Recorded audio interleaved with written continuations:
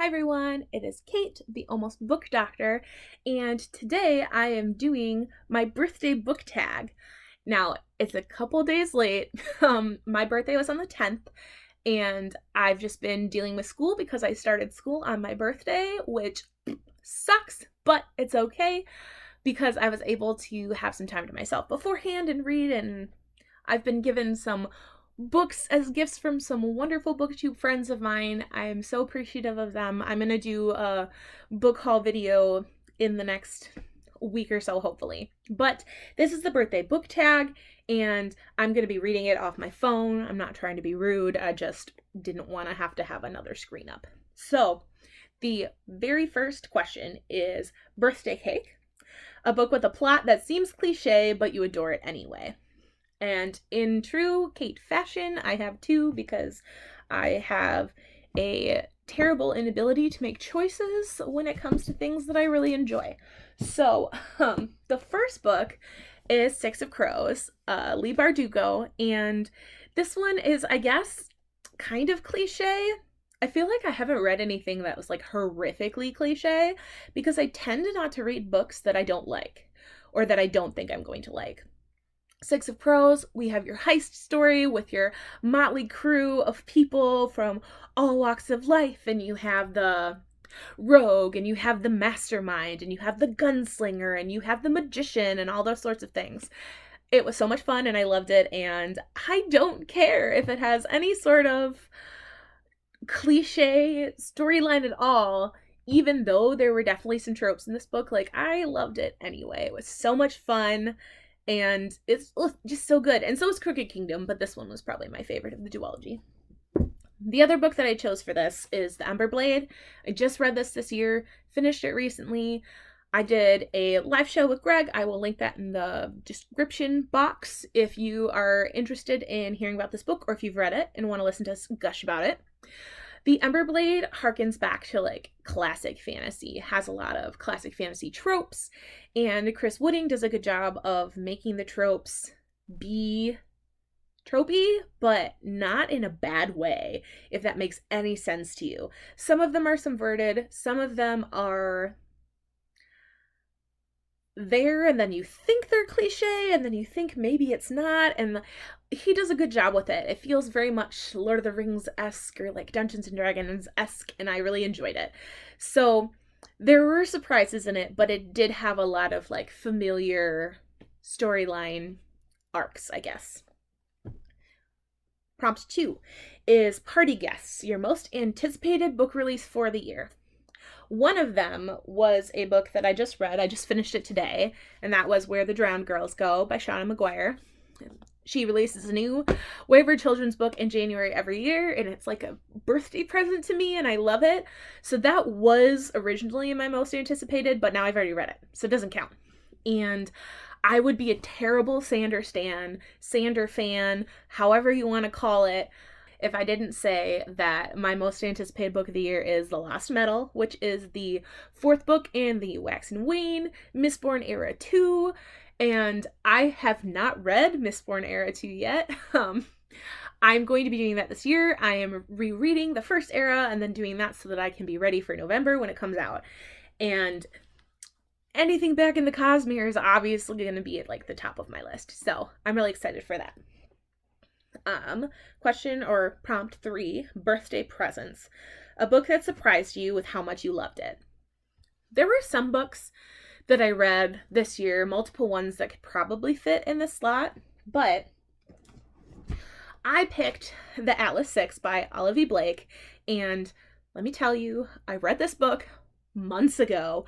I filmed a review months ago, and I have just not edited it. And I just want to say for posterity's sake that I read this before it became a booktube darling. It's my one hipster thing of the day. But the Atlas 6 feels like the weirdest combination of YA and adult fantasy. It's technically adult fantasy that way, but the content and the way that it's written, it's just so good. I did not expect anything that I found as like an indie self-publish off of a random Amazon suggestion, but it's a dark academia fantasy. It has like the secret college and all the sorts of crazy different types of magic, and there's a little bit of science thrown in. There's magical creatures, all sorts of stuff, plus a heck of a lot of mysteries and the ancient library of Alexandria. I really loved this book. I had no idea what I was getting into, and I am surprised that I loved it as much as I do. I am going to reread it, and I also pre-ordered the official version. It got picked up by, I think, Orbit, actually. And so they're re-releasing it in March or something. I don't know. I've already pre-ordered it. So, really, really good. Really loved it. What is the next prompt? Number 4, Happy Birthday Song, a book that certainly deserved all of the hype that it got. This was really easy for this year. That was The Fall of Babel. Now, I guess all the hype it got for, the people who have read the Books of Babel series, because unfortunately, it is not in every bookstore. Unfortunately, not everybody on the planet knows about this book, like they do The Wheel of Time. This series is amazing, and I didn't know what to expect going into the final book.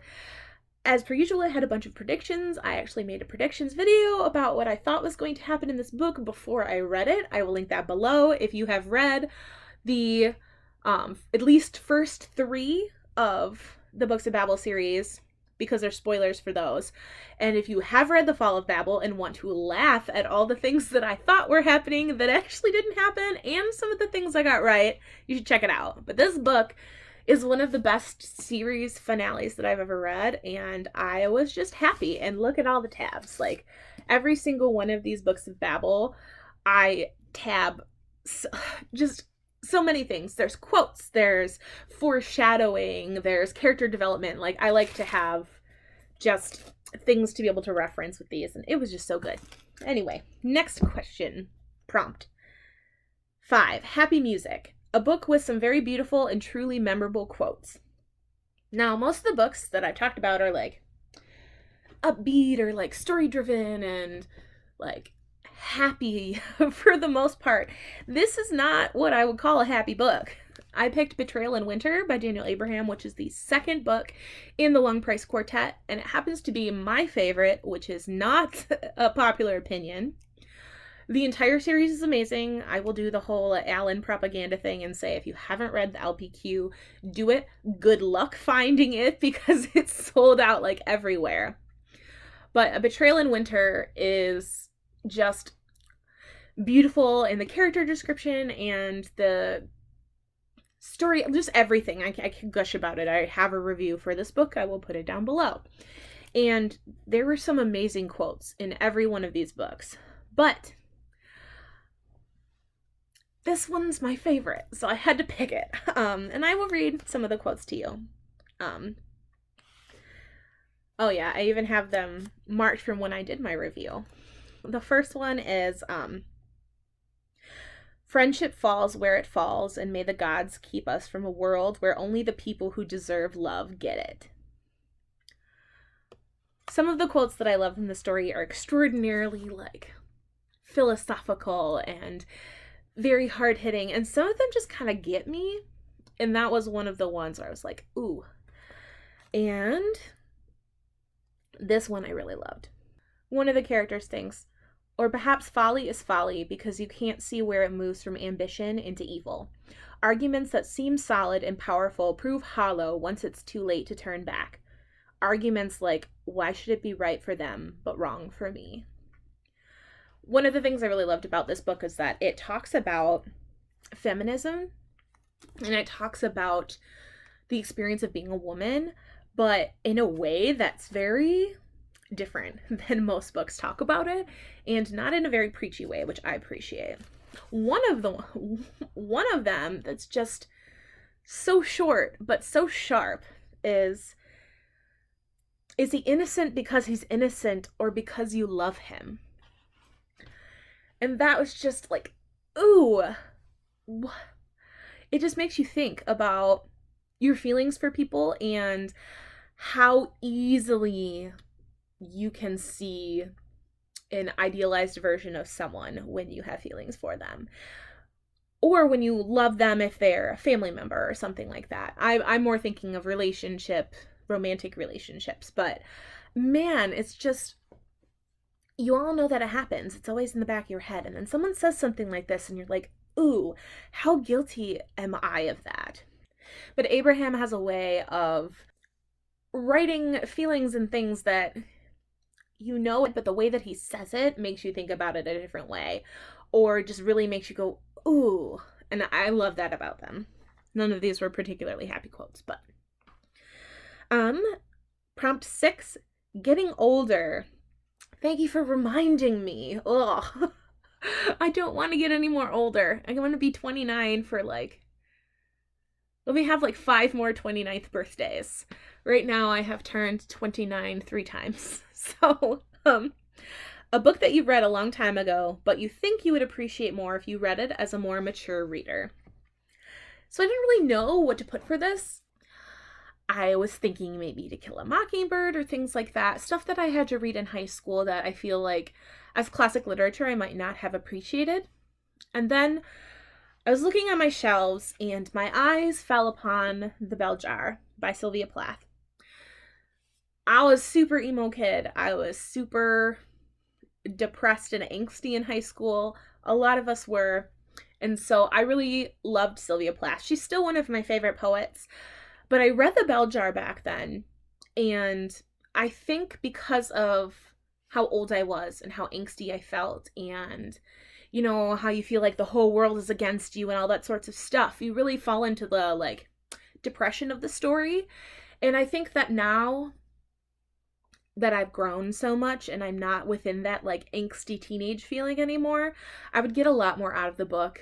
I would see the other aspects of it. Now, maybe I'll slip it into my, yearly reading TBR if I don't really have one of those, but maybe I'll try to read it this year just to see how different it is. Because I loved it back then, but I think it will definitely resonate differently with me now that I'm older. The very last prompt tonight is 7, Sweet Birthday Memories, a book that kept you incredibly happy during a sad or demanding period of your life. I did not have to think twice about the answer to this. My comfort series, the thing that kept me going when I was a kid, was Harry Potter.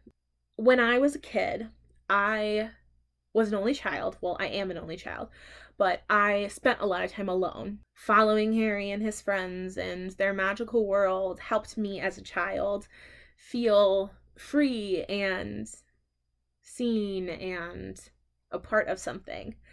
And now as an adult, I can go back and read it and feel all of the feels that I had when I was a kid. And it feels warm and cuddly and wonderful.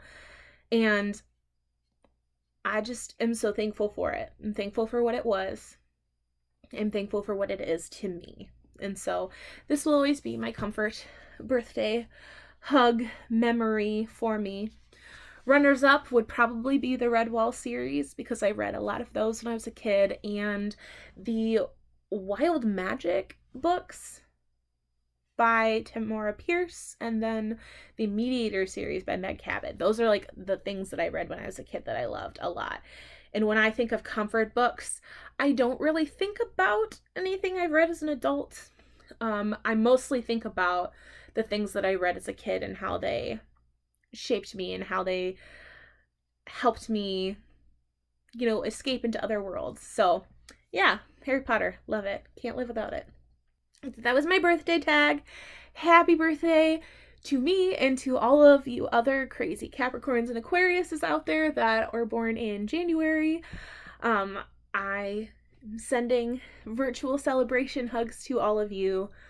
I love being born in winter. I love the snow.